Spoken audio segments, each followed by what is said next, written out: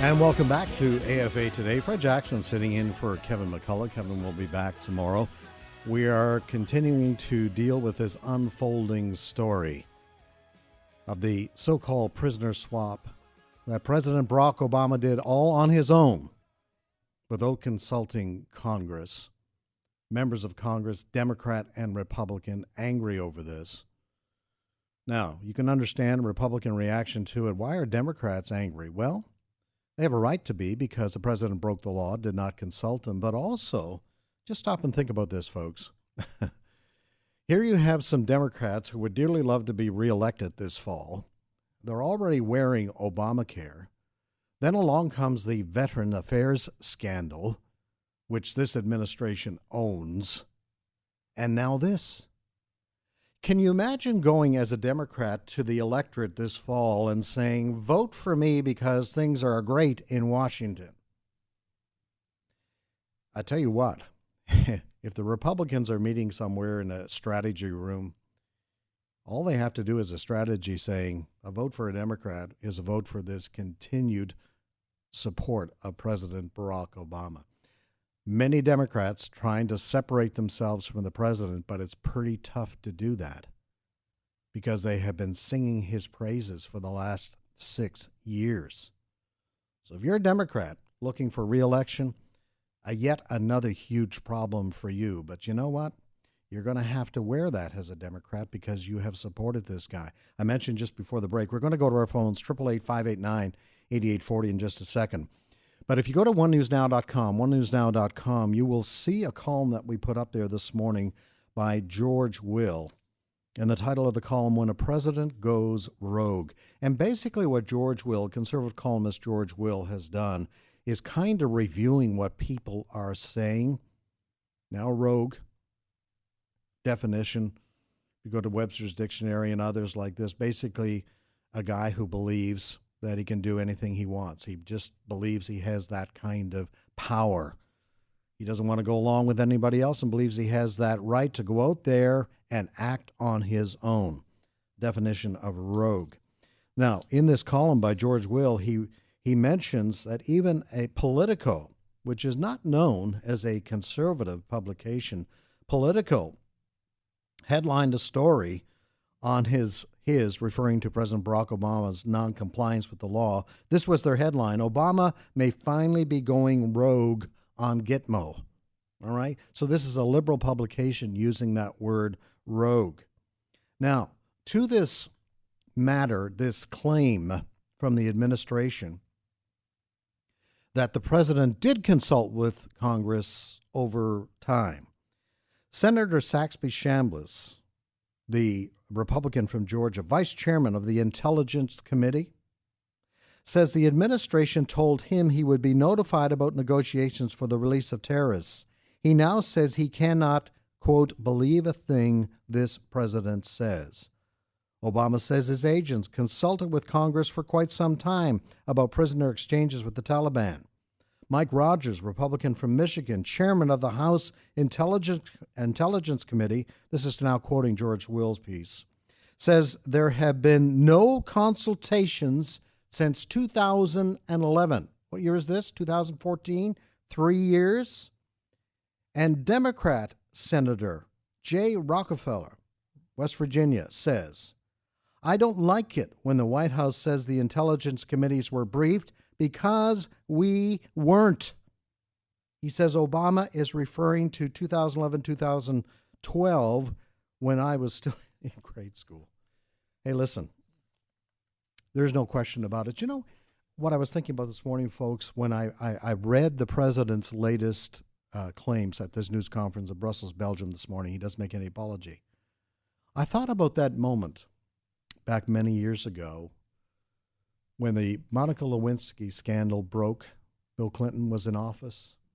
You remember that news conference with President Bill Clinton shaking his bony finger at the people of America, basically saying, I want all this to stop. I need to go back to work. Stop bothering me. And, of course, he lied to the American people about it. There are some people who are very good at lying. They do it so often, they have no problem doing it. people with very big egos. Is that the kind of president we have right now? Well, you decide.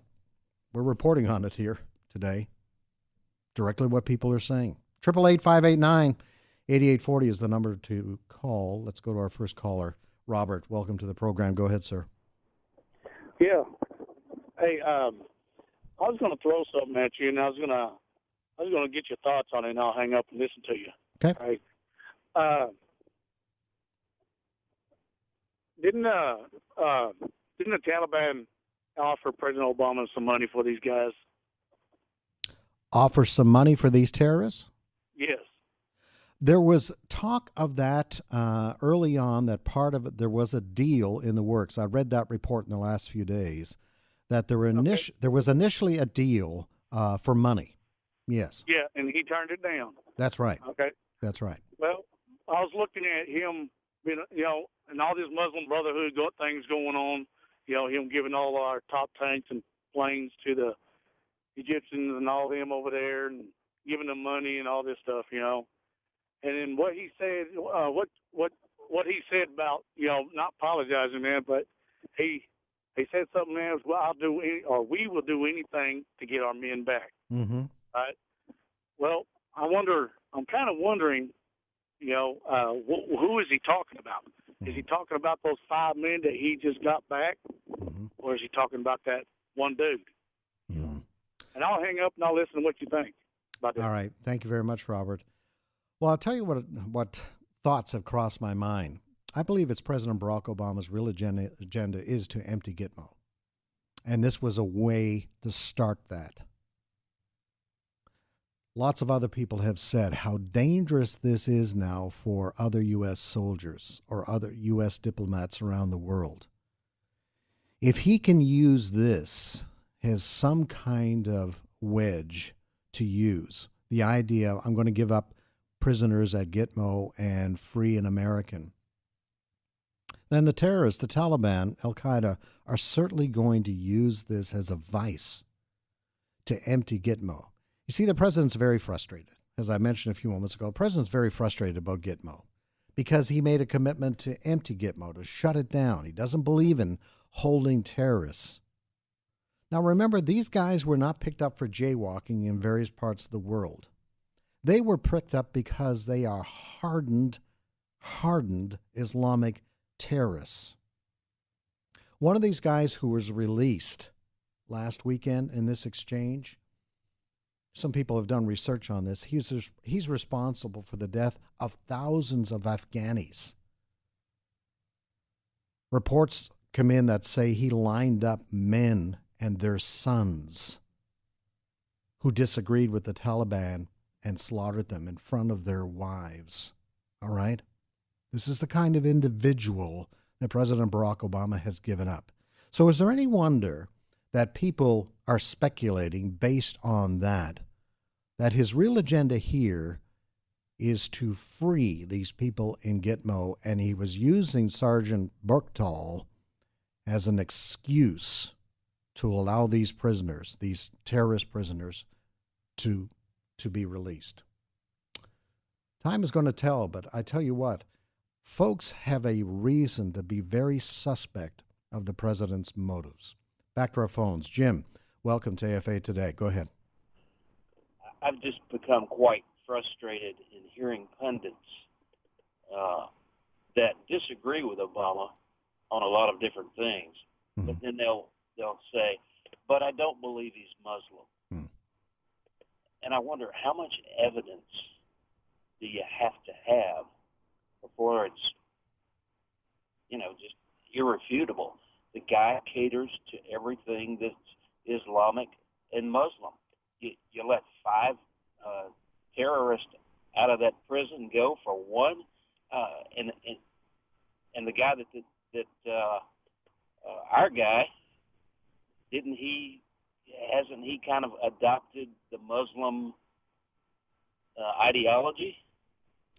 Well, it's interesting. I'll let you listen off air, Jim. The claim that President Barack Obama is a Muslim, let me put it this way. What just happened in the last week certainly doesn't help to discount that rumor. I watched the news conference last Saturday, the Rose Garden news conference, where President Barack Obama appeared with the parents of Sergeant Berktal.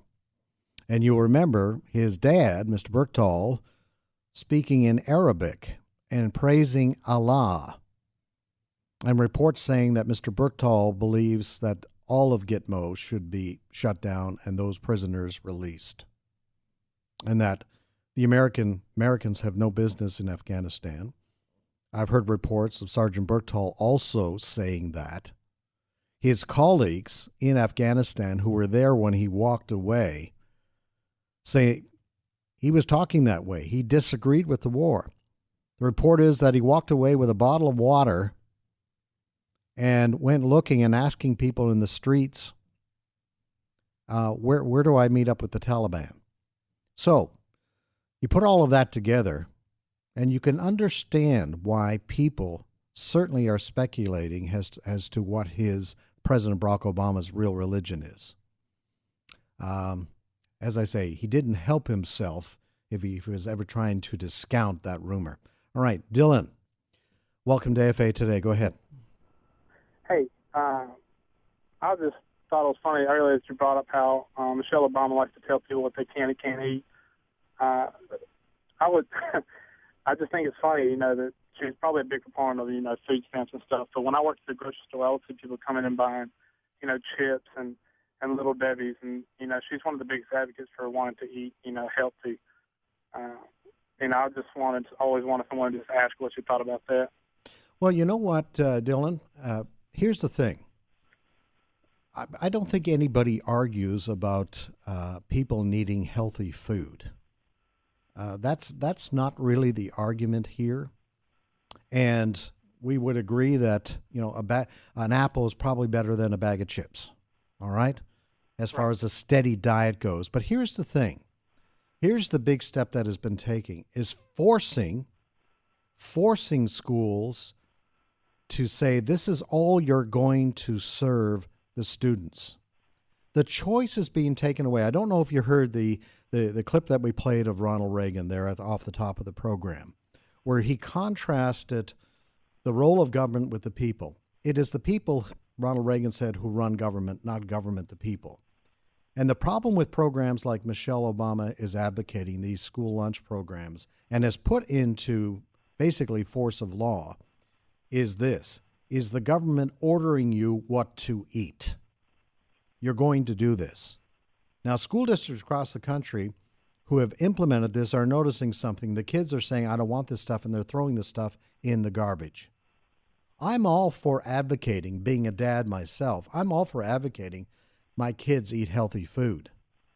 But for the government to say this is all you're going to get. Remember when Michelle Obama first started to implement this whole idea?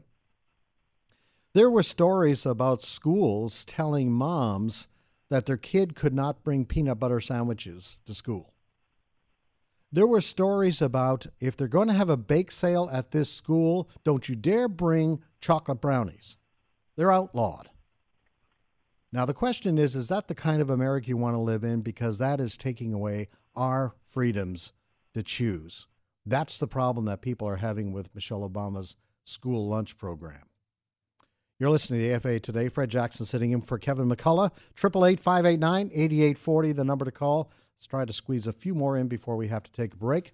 Lee, welcome to AFA Today. Go ahead. How you doing, Fred? Good. Hey, I got two things. One thing I strongly disagree with, and I've heard you and several other people say it. I'm former military, but everybody keeps calling Berktal sergeant. And to me, as sergeant, that's something you earn with honor, and you wear that title with dignity. Yes. I kind of wish people would quit calling him sergeant, because to me, he's not a sergeant. He dishonored the uniform and dishonored our fallen brothers and dishonored those that are still serving over there. Mm-hmm. Second off, if President Obama is so advocate or adamant about our troops and how special and how safe they are, my question is why do we still have a Marine that didn't lay down his uniform, didn't do anything but simply make a wrong turn, still in a Mexican prison in Mexico?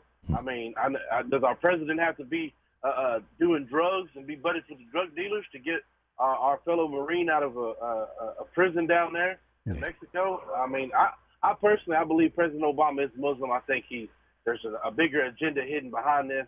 I'm not one of those that's big on the government conspiracies, but I do believe, like the caller said earlier, I don't think he was so much speaking about our soldiers. I think he's talking about letting his other brothers go free, because my understanding of Muslim and the way that they believe is they're brothers.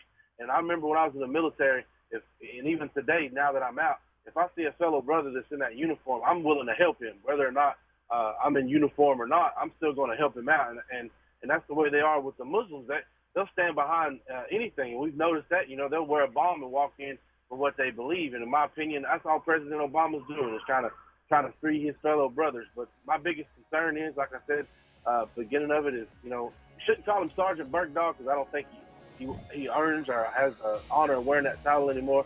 And for two, and I'll hang up and let you answer this, is President Obama so worried about our troops that he needs to get our Marines out of that prison in Mexico. Well, Lee, we appreciate that call, and there were a lot of people who would agree with you that Bergdahl gave up honor and distinction when he deserted his fellow soldiers, which resulted, obviously, as we have heard, as people who went out, soldiers went out to try to find him and lost their lives. And also, you make a great point, Lee. We have an ex-Marine, a former Marine, who is in prison in Mexico for no good reason, and we haven't seen this White House do anything. Listening to AFA Today, we're back for our phones in a couple of minutes.